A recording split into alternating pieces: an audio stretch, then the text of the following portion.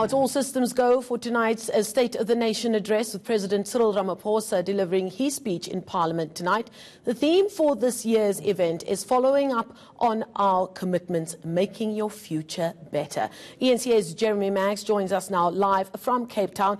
Now, Jeremy, various opinions coming in about what will be in that speech and also what will be omitted. That's exactly right, Marcella. Very good afternoon to you, and we will take a close look at what is likely to be included in that speech with my expert commentator in just a minute. I can tell you we're about 6 hours away from the main event itself. The build-up and the live build-up, by the way, starts at 4 o'clock this afternoon here on eNCA. The sense I'm getting is it's a little bit more subdued than it's been in previous years. As I look over my left shoulder, I can see the red carpet, I can see the 10 South African flags hanging over the big door into the National Assembly. I'm looking at a group of parliamentary staff giving a final polish to the copper balustrade round the red carpet. But I think my gauge of subdued is perhaps by the number of plants that are circumventing the stage. In previous years, it's been an absolute cornucopia of colour. This year, I can just see a few green plants, but that's not a particularly good measure of what things are. It's a searingly hot day here in Cape Town as well, mercury at around 38 degrees, and perhaps that's a portent of things to come a little later on this evening. We do know, Marcel, that the Economic Freedom Fighters, for instance, has threatened to raise points of order and possibly disrupt proceedings if President Ramaphosa isn't clear or gives more clarity, for instance, on his relationship with Bosasa. But as I say, that's all 6-7 hours away from where we sit right now. Joining me from the University of Pretoria, one of our panel of expert commentators throughout the afternoon, Stembile Mbete. Good afternoon to you, and a very warm welcome. Am I right? Is it a little more subdued this year than in previous years? It is more subdued, and there's a good reason for it, right? Which is that, remember, this year's an election year, so we're having two State of the Nation addresses.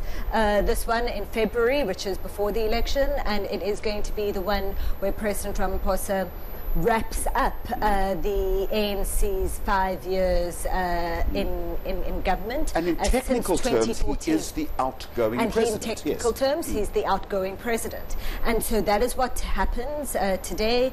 And then there will be another State of the Nation address in June, when the 6th Parliament opens officially. And I think that we can expect that event to be full of lots of pomp and ceremony, lots of colour, and to be a lot more, to have a lot more pageantry than we are having today. And hopefully in June the weather will be a little bit cooler, but I'm going to stop complaining about that. What we're really hoping to hear about this afternoon, I think we will get a sense or a final declaration of the election date. I think that's a given. Yes. But perhaps more importantly, ESCOM. That's on everyone's lips this afternoon. Certainly, and I think that, you know, the first State of the Nation address in an election year by the outgoing president is also a bit of a campaign speech, right? Where, I mean, it technically shouldn't be in terms of the rules of the game, but certainly President Ramaphosa is going to want to put a positive spin on the past 5 years. He'll want to put a particularly positive spin on the past year. The theme of his address, which is about commitments and fulfilling or standing by commitments, I think is telling. And it indicates that he wants to be seen as having fulfilled the promises that he made last year, or being on the way to doing so. On the way, I mean, fair point, but is there enough measurable success in that respect? And that is the key, and that is the question. And I think that looking at ESCOM is then particularly key in terms of that, because how much of a turnaround really has there been in state-owned enterprises generally? And at the moment, everybody is speaking about ESCOM because of the rate hike that they've requested from NERSA, and all sorts of ongoing governance issues in terms and the consequences of those governance issues that ESCOM has had. And so he's really going to have a tough time, I think, spinning some of his work in the past year. And let's remember the other important thing about Eskom is that in terms of the president's investment drive, one of the greatest constraints to investment and to economic growth in South Africa is secure energy, is regular energy. We had somebody speaking on the channel earlier about mining and the mining in Durban, and one of the things that a lot of the mining companies were saying was that we would love to invest more, but we need secure energy supply. We need to know that there will be a secure and steady electricity supply in order for us to do our job. And so getting Eskom right has almost become the litmus test of whether the president's new dawn is actually going to succeed. This time last year there was great excitement. We heard the term Ramaphoria being termed. 12 months on, there is also a sense perhaps that he hasn't really stepped out enough from under Jacob Zuma's shadow. Certainly, and understandably so. He has been completing Jacob Zuma's term in office and Jacob Zuma's term as president. With a slim party electoral majority. Slim party electoral majority. And let's remember that South Africa's electoral system is not like the United States, where somebody gets elected on their own ticket, right? Americans elected Donald Trump, the person. Yes, they voted for the Republican Party, but they voted for him as a person. For Cyril Ramaphosa, South Africans are not going to vote for Cyril Ramaphosa, they're voting for the ANC. And so he cannot afford to alienate himself from the party, including those parts of the party that were campaigning against him at Nasrec, or those parts of the party that are associated with former President Zuma. Remember that KZN has the second highest number of registered voters after Gauteng. So you need to win KZN in order to win the election.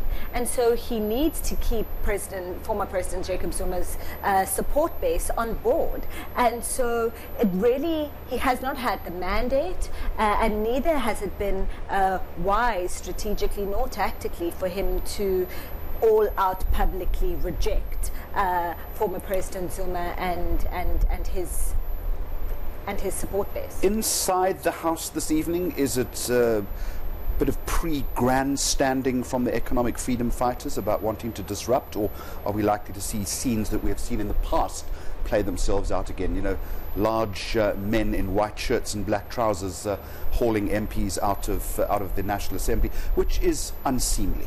Well, it also has an impact on those international investors that you were talking about. Indeed. And so this is going to be a whole political game, right? Let's remember that the big men in the suits and the white shirts with the earpieces, the earpieces are sent out by the parliamentary officers, right? So that is determined by how the officers of parliament actually react to whatever it is that the EFF is going to do. I think that we can expect that the EFF is going to make some kind of point of order or raise some kind of question around President Ramaphosa's relationship, not just with Bosasa, but actually with Gavin Watson and with the Watson family in terms of the supposed donation that was made to his campaign at Nasrec.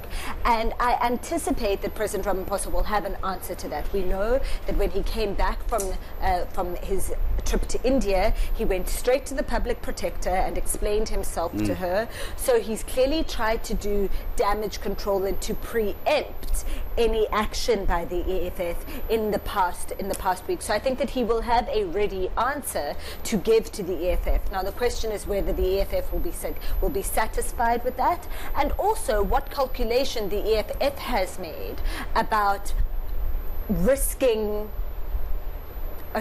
What calculation the EFF has made about risking drama in Parliament, because remember it's an election year for the EFF as well, so they don't want to be seen as putting off potential voters. So I don't think that they'll necessarily make as big a disruption as they have in the past. So two other things very quickly that he has to address. Recently, President Ramaphosa assuring the German president that there wouldn't be any land grabs. He's got to address land expropriation without compensation. And I'm assuming that one of the big pillars as far as his policy program is concerned is infrastructure development. Yes. We need to hear more in that respect. Exactly, and these are all, and the development of infrastructure is one of those constraints to investment into economic growth. And so he's going to need to speak about that. We're going to see whether he spares anything new about that. We often have, if you look at the infrastructure sections of previous State of the Nation addresses, they often mention the same things, right? It's the port kind at of Richards Bay. recycled lists, yes. So whether we hear anything new is going to be key. And he's going to want to also speak about infrastructure directly related to certain industries and I think linked perhaps to whatever achievements or pledges of investment he's received with this investment drive that he's been driving for the past You few talked months. about the lack of pomp and ceremony, but of course from about 5 o'clock this afternoon we will have the red carpet and all the fashions. I volunteered to go and report on the fashions and everyone at eNCA politely said no. Then Billy, thank you very much indeed. We'll chat to you a little bit later. Marcel, that's it for the moment. Things really start getting underway from about 4 o'clock this afternoon. But return back to us in about an hour or so and we'll update you on what's happening. For the record, Jeremy, I would have loved to hear you on the red carpet and asking anybody, who are you wearing tonight? But I guess we'll keep that for next time.